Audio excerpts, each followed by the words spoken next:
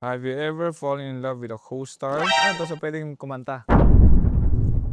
I believe I can fly. I believe I can touch the sky. Think about it every night and day. Thank you so much. Truth or sing.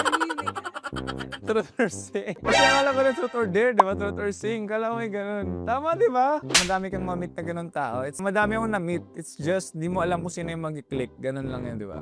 Alright. O sige, binigyan ka ng flowers yan. Pero sulatan ka ba ng kanta? May fan ako dati na hindi siya nagpapakita sa akin. Kung hindi ka artista ngayon, ano ang trabaho mo?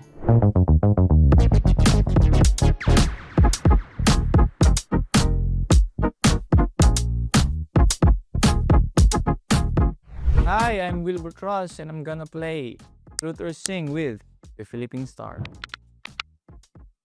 Sa lahat ng talents mo, saan ka tingin mo pinakamagaling?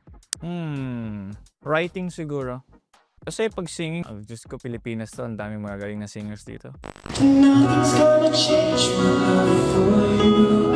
You ought to know by now how much I love you. Acting naman sobrang dami. So siguro sa writing na, since medyo hindi ganun kadami yung taong gumagawa ng pagsusulat at mismong songwriting din. So yeah, writing.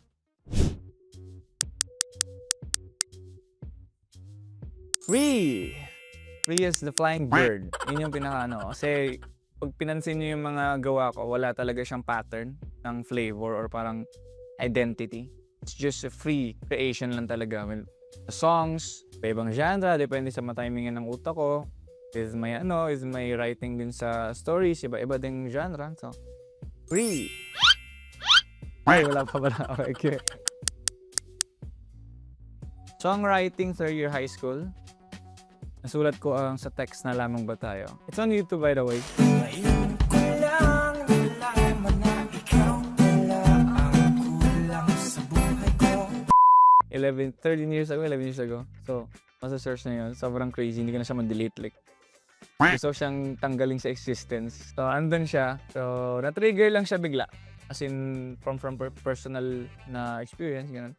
And then sa writing naman, story writing, nagsimula siya ng 2021 because of pandemic na 1 week ka sa hotel para mag-quarantine bago mag-work. So doon siya na-unlock. Pero yung pagsusulat ng idea, matagal na, 2018-19 na siya. Yung totoong pagsusulat na talaga, noon yung sa 2021.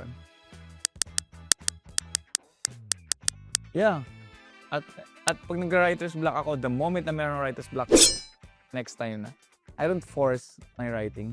Kahit sa songs, hindi ako siya pinipilit na parang, matapos ko to. The moment na meron siyang uncomfy feeling na parang hindi ako komportable dito. Stop na agad. Next time ulit. Sing a song that best describes your favorite romance trope. Eh di... truth or sing to. Eh di pag ginanta ko to, ganon din. Arana.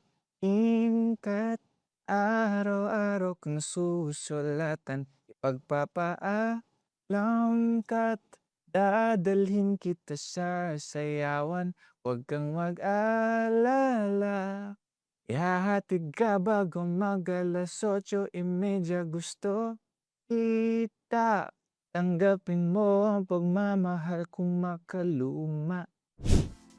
Follow up? Wala na? Meron. Okay. Yeah.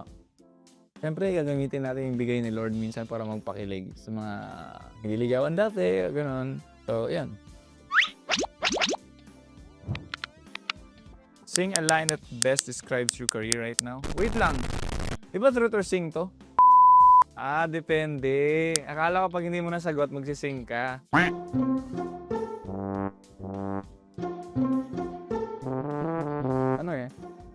Ano nga yun?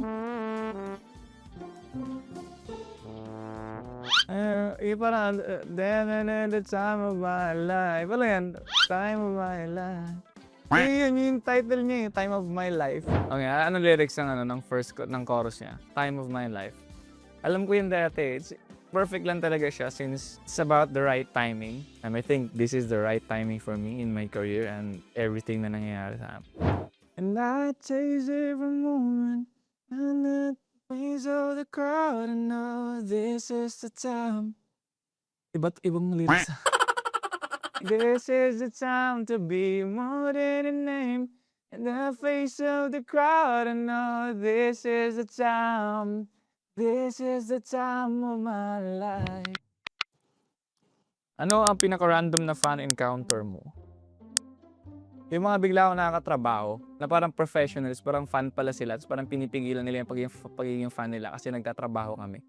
Alam mo yun, pero parang may time sa parang at the end of the work, parang alam mo yung parang nakikinig ako sa mga songs mo. Yung mga ganong moments siguro, nakakatawa lang na parang even yung mga nakakatrabaho ko, talagang nakikinig din ng songs ko, nanonood ng mga series ko, so yeah. Ano, thank you. Parang ay talaga. Sige, thank you so much. Tapos parang, picture, yun. Siyempre, ang bibigyan ko. Yun yung chance nila eh. Tapos parang isipin mo for the whole day, pinipigilan nila mag-react na, like, super nonchalant sila nasa work eh. Sir, ngayon na po. Sir, gano'n, sir. Nakakatawa lang. May fan ako dati na hindi siya nagpapakita sa akin. Para siyang phantom fan na nagsusupport lang siya out of nowhere, tapos nagbibigay siya ng mga photos, mga photo cards sa mga tao. Kasi hindi siya nagpapakita after. Mabibigla na lang ako may story siya na binibidyohan ako. So, para siyang happy lang siya nakikita magpa-perform. Hindi niya kailangan ng picture, hindi niya kailangan ng attention. Yeah, si G, finally, like parang na-hunt ko siya na parang, sali nga dito. Parang ako ba yung nagpa-picture sa mag-picture nga tayo, ganun. Kasi ayaw niya nahihiya siya. So, ganun. Hi G, shoutout sa'yo. Hope to see you soon again. Have you ever fallen in love with a co-star? Ano to? So pwedeng kumanta. I believe I can fly. I believe I can search the sky. Think about it every night and day. Thank you so much. Truth or sing. Kasi akala ko na truth or dare, di ba? Truth or sing. Kala ko may ganun. Tama, di ba? Okay, next. Kung hindi ka artista ngayon, ano ang trabaho mo? Singer pa din. Definitely. Kakanta ba, kumakanta ako sa mga bars, kumakanta ako sa cruise ship, basta singer pa din. Siyempre, I wanna do something I like and I love as a work. So, yun. Singer pa din. And, kung hindi mo na artista, baka nagtatry pa din ako na nagtatry na mag-release ng songs. Ibig sabihin, ayoko talagang hindi ako maging mapunta sa gusto kong path. Nung college, gusto ng papa ko mag-seaman ako. Kasi seaman siya. Inofferan niya ako ng laptop, ng malaking allowance, lahat. Pero no. Kasi alam ko pa nag-seaman ako, yung path ko papunta sa pagiging art, yung pang showbiz and singer, malayo eh. So dapat ibang, so nag-engineering na lang ako. Start on civil and then naglumipat ako sa computer engineering. Sing the chorus of your special someone's favorite song.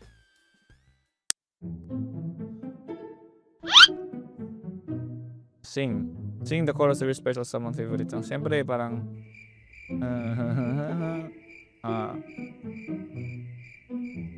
One eternity later. Di ko alam eh. Di ko alam yung song na favorite niya eh. Pwede na! Dedicate na lang. Di ko rin. I just love you like na na na na na. I love every little thing about you. La la la la la. Yan. Yan chorus. Ha? Ano daw? Inano ko lang kasi nakalagay sing the chorus of you parang if it. Madami naman tayong special someone, di ba? Alright. Hindi, basta madami naman tayong special someone. Sing ginintuan ta namin is it confessing your love to someone. Actually, ginintuan ta namin is it's already confessing your love to someone. Hininto ang tanaping sa ilalim ng langit. Ika'y kapiling ko sa pag-ihip ng hangin. Sabay ng awitin, damdamang paat mo. I didn't write the song. Ano lang siya, rendition siya. Sa Jisoo na book. So, hindi ko siya sinulat talaga. Shoutout kay Mark Alfaro, siya nagsulat. Saka siya yung parang first release talaga nung Ginintuan ta namin. So, yun, kudos sa kanya. Parang sinulat niya ata with the Guay Saludes. With the Guay, yung mismong author. So, yun. Next. A song you would sing if you ever get your heart broken after a confession. After a confession? Like parang nabasted ka, ganun?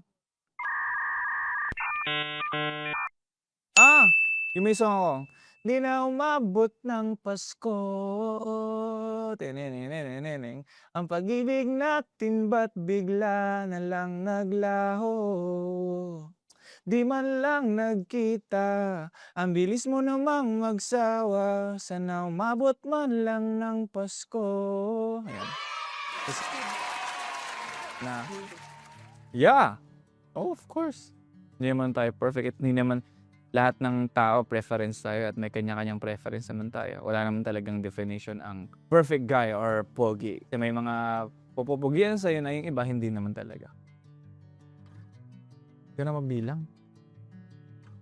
Hindi ko na mabilang. Hindi naman sobrang dami, pero hindi ko masaktuhan. Wala pa ba? Okay, next. Ano pa?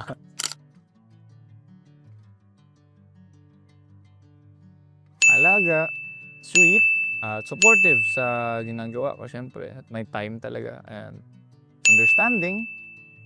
And, ayan. Madami namang ganun talaga ngayon. Madami kang ma-meet na ganun tao. Kaya nga, madami akong na-meet. It's just, di mo alam kung sino yung mag-click. Ganun lang yan, di ba? Right. Ha? What? Madaming ganun tao talaga. Ha? Oh, nanay ko supportive naman. Maalaga, di ba? Yeah, of course. Dami. Hindi naman madami. Like more than one. So, yeah, may mga nasulat na akong song. Like, syempre, yung mga dati pa. Meron din namang mga... Hindi ko sa sinulatan pero dahil sa sitwasyon, nasulat ko. So, hindi siya yung parang dedicated to someone. Like, parang kung ano yung nararamdaman ko, nasulat ko siya. Ganun. Broken-hearted or happy. Ganun. So, are you more of an enemies to lovers or best friends to lovers troop fan? Maganda yung enemies to lovers. 'Di ba? May thrill. Like, meron siyang exciting feeling na parang... Kasi parang from enemies songs, medyo imposible na magka-inlaban, 'di ba? So, maganda yung enemies to lovers. Though the chances are mababa than best friends to lovers. At mas okay yung enemies to lovers than best friends to lovers kasi mas serious yung friendship niyo if you're best friends. Walang choice eh. Wala kang best friend yung puro lalaki. So, yun lang isa enemies to lover. Enemies to lover pa din. Maganda yan. Away muna kami bago kami magkainlaban. Wala siyang gana talaga sa amin. Kailangan umiiyak. Kailangan luha daw dito pataas ha. Ayun para sa isang nocturne. Kailangan isa lang. Ha? Kaliwa lang. Hindi. Gusto ko yung mga patayan. Yung may mga dugo-dugo. So, may mga martial arts. Oh my God. Romantic ba akong tao? Half-half? I can't really say na sobrang romantic. Minsan nawawala sa isip yung mga bagay-bagay. Hindi so technical, everything rational, alam mo yun. Like, pero bumabawi ako. Like, sige, binigyan ka ng flowers yan, pero sulatan ka ba ng kanta? Diba? Yung rarity nung ginawa ko dyan, ginawa ng taong yun. Malayo. So, pag bumabawi ko sa mga bagay na doon ako, yung kaya kong gawin. It's a different thing, ha? Like, iba yun. Like, for someone na magsulat ng kanta sa'yo, it's, di ba? Ibang level yun.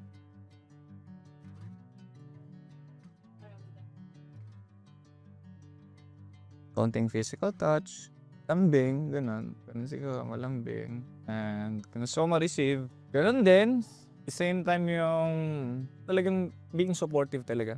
Lahat ng ginagawa ko at sa lahat ng arts na ginagawa ko. Masarap talaga sa feeling. Yung parang excited sa nangyayari din, yung updates sa mga ginagawa ko. So gusto ko yung parang excited din sa mga nasulat ko, sa mga songs ko. Yung parang same energy with my excitement. Hindi naman siya important for me eh. Kasi may mga specific values lang naman na dapat same kayo. Same kayo eh. Isa yun sa may importante and yung mga values nyo sa buhay, values nyo sa family values, yung mga paniniwala nyo. Yun yung mga basic, yung mga extra na lang yun eh. Kasi you can do your thing and she can also do her thing, di ba? Then you support each other. Hindi naman kailangang laging sabay kayo sa lahat ng bagay, di ba? You need to ask yourself, makikita mo bang taong to in the future with you 10 years from now? Kasi kung hindi mo nakikita yung sarili mo with that person 10 years from now, why continue? Yun eh, di ba? Kasi alam mo agad eh. Yun yung question agad. Pero dapat medyo magtagal muna kayo na parang kilala nyo yung isa't isa. Hindi yung parang bagong-bago lang kasi syempre, ano pa yan, flowers and alam mo yun, romance pa. Kumbaga, the positive, andun lahat ng positive. Dapat mga ilang taon din at nakasama yun yung sarili niya sa travel, nakasama yun. Yung mga ganong bagay na lumalabas yung ugali. And then you ask yourself, nakikita mo ba siya 10 years from now? Nakasama mo pa din.